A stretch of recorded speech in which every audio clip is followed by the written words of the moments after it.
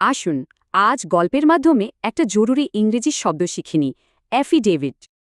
তো গল্পটা হলো আকাশ নামের এক ছেলেকে নিয়ে। দেখুন, আকাশ খুব গুরুত্বপূর্ণ একটা ঘটনা ঘটতে দেখেছে, তাই সে একজন সাক্ষী বা ইংরেজিতে উইটনেস। এখন যা দেখেছে সেটা তাকে আদালতে বলতে হবে, কিন্তু সমস্যা হলো সে যেতে পারছে না। তাহলে এখন উপায় কিভাবে সে তার সত্যি কথাটা আনুষ্ঠানিকভাবে জানাবে? এই সমস্যার সমাধানই লুকিয়ে আছে একটা বিশেষ কাগজে, আর সেটার নামই হলো অ্যাফিডেভিট। সহজ কথায় অ্যাফিডেভিট হলো একটা লিখিত বিবৃতি বা স্টেটমেন্ট। এখানে যা সত্যি সেটাই লেখা থাকে। তবে এটা কিন্তু সাধারণ কোনো লেখা না, এটা সত্যি কথা বলার একটা শপথ করা প্রতিশ্রুতি। আচ্ছা, এটা কিভাবে তৈরি করা হয় জানেন? এর জন্য কয়েকটা নির্দিষ্ট ধাপ আছে। ঘটনাগুলো লিখে একজন অফিসারের সামনে শপথ করে সই করতে হয় যে সব সত্যি।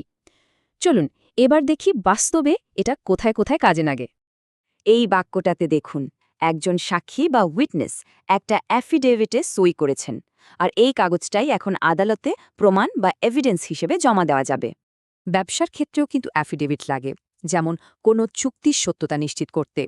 অর্থাৎ এর মাধ্যমে কোনো কিছু সত্যতা যাচাই করা হয়, ইংরেজিতে যাকে বলে ভেরিফাই করা।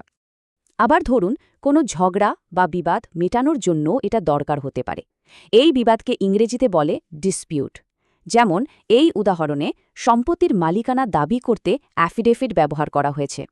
তাহলে চলুন অ্যাফিডেভিট নিয়ে মূল কথাগুলো আরেকবার ছালিয়ে নিই। মনে রাখবেন, এটা একটা লিখিত স্টেটমেন্ট, সত্যি বলার শপথ আর একটা আইনগত প্রমাণ। সবচেয়ে সহজে মনে রাখতে পারেন এভাবে: অ্যাফিডেভিট মানে সত্যি বলার একটি কাগজে প্রতিশ্রুতি।